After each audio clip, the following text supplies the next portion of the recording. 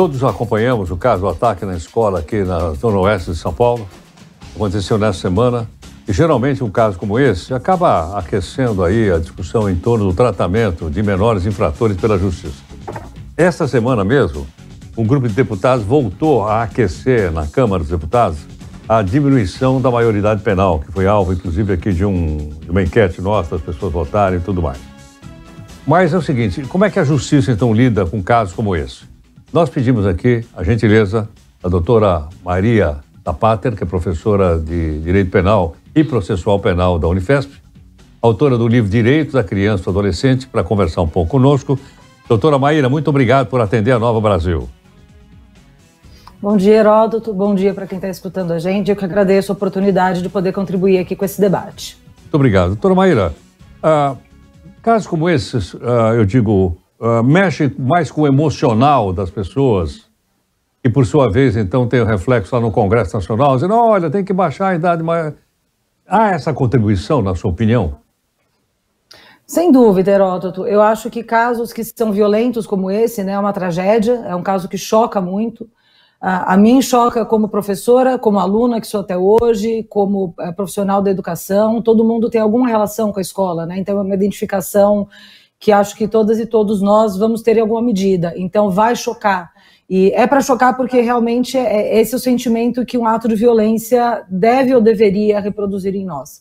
A questão é como esse sentimento tão irracional e tão intenso acaba sendo mobilizado e manipulado para outras finalidades, né, impactando no Congresso. Cada vez que acontece um ato infracional grave praticado por um adolescente, é coisa de décadas isso, né? Vem alguém no Congresso Nacional e tira do fundo da gaveta uma proposta de redução da idade penal e que sabemos não vai atingir a finalidade a que se propõe. Mas sim, você está correto na sua percepção, esse lado emocional impacta a produção do direito. Doutora Maíra, estou até lembrado, acho que quando o Alckmin hoje ele é vice-presidente, na época acho que era governador de São Paulo, ele andou defendendo o aumento daquele período em que o jovem fica retido, de 3 anos para mais tempo. Né?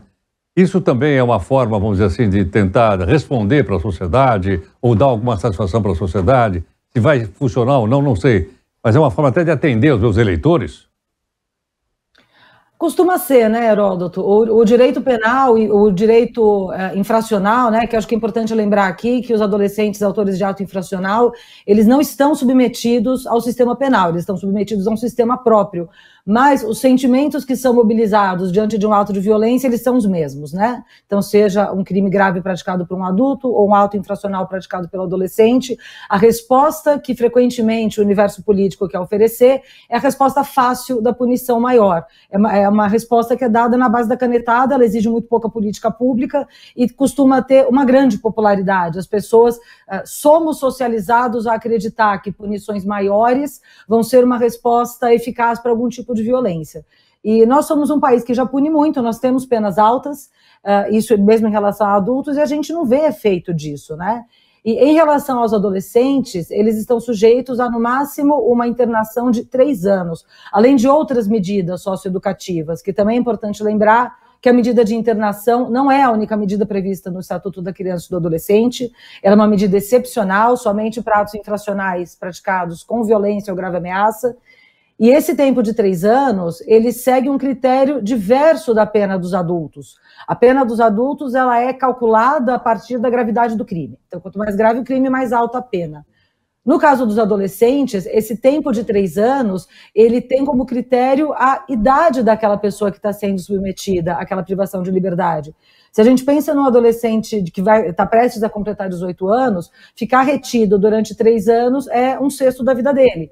Se a gente está pensando num adolescente de 12 anos, né, que é a idade mínima para essa privação de liberdade, a gente está falando de 1/4 da vida dele. Então, quando a gente para pensar na nossa idade enquanto adultos, a quantos anos equivaleria você ficar preso por 1/4 da sua vida? Então, não faz sentido essa proposta de se querer ampliar os tempos de punição, os tempos de privação de liberdade de quem quer que seja. Doutora Maíra, é também, vamos dizer assim, um entendimento popular de que penas mais altas têm um efeito inibidor no que diz respeito à transgressão ou do Código do Estatuto da Criança e do Adolescente, ou mesmo do Código Penal? Sim, existe essa ideia. E aí, para quem está nos ouvindo, Heródoto, eu convido a fazer o seguinte raciocínio. O direito penal brasileiro, ele vem passando nos últimos 30 anos por um movimento de aumento de criminalizações, ou seja, a gente tem cada vez mais condutas previstas como crime e com penas cada vez mais altas. A gente não tem nenhum movimento contrário na legislação. Então, desde 1990, por exemplo, a gente tem lei dos crimes hediondos, aumento dos tempos de cumprimento de pena, maior endurecimento no cumprimento dos regimes, Estatuto da Criança e do Adolescente, né, com esses 3 anos, um encarceramento cada vez maior, e nós continuamos com uma sensação de insegurança. Então, isso que as pessoas muitas vezes desejam, eu informo aqui, já está acontecendo. Há 30 anos. Alguém está se sentindo mais seguro? A gente tem a terceira população carcerária do mundo, a gente tem muitas pessoas presas por diversos tipos de crimes e os crimes continuam acontecendo. E isso não é só no Brasil, não existe nenhuma evidência que estabeleça uma correlação entre maior punição e menor prática da conduta. Mas isso é um sentimento que ele ainda é muito útil de ser mobilizado politicamente. Mas quando a gente para pensar friamente, observa os dados, né, que a gente tem, não precisa ser um pesquisador especialista em direito penal, a gente percebe, será que é por aí que está a solução? Isso não significa condescendência, significa pragmatismo. Se o que a gente quer é maior segurança e menos violência, o aumento da punição não é uma resposta. Compreendo. E nem quando as pessoas fazem críticas também à lei de execução penal, que dá a progressão da pena... A lei de execução penal é muitas vezes criticada sem ser conhecida, né? A gente muitas vezes escuta as pessoas dizerem que a pessoa vai ser condenada a uma pena muito alta, mas ela vai sair com 6 meses. Se ela for primária de bons antecedentes, ela sai logo. Aí eu pergunto de volta, quanto tempo é pouco tempo de prisão? 1 ano de prisão é pouco tempo? 6 meses é pouco tempo? 5 anos é pouco tempo? E essa progressão de regime, né, que é tão criticada, ela passou a ser mais severa a partir de 2019, com a lei que ficou conhecida como Lei Anticrime, né, com esse título tão apelativo, porque quem quer uma lei a favor do crime? Né? Então esse nome ele não é uma escolha feliz. E ela tornou a progressão de regime ainda mais rigorosa. E aí, estou aqui apostando para ver se a gente vai se sentir mais seguro. Não está aí a nossa resposta, Heródoto. Isso eu posso falar com bastante convicção para quem nos ouve. As respostas vão estar em outros lugares, não está no direito penal. Eu gostaria de acrescentar aqui, né, quando ontem a produção do programa me contatou para comentar sobre esse caso, e eu fiquei pensando que quando nós, profissionais do direito penal ou sistema socioeducativo, somos chamados a comentar um caso, é porque o pior já aconteceu. Todo o resto já falhou, mas muito pouco frequentemente as outras pessoas são chamadas a pensar, né, especialista de outras áreas, seja no debate público, seja nos debates políticos. Então, por que só a parte de punição é acionada politicamente ou quando a gente vai se comunicar, né? Porque parece que a resposta está lá no final do processo. Então, a gente não está punindo o suficiente? O que aconteceu antes de tudo isso, em cada uma dessas situações? Maíra, queria agradecer a gentileza.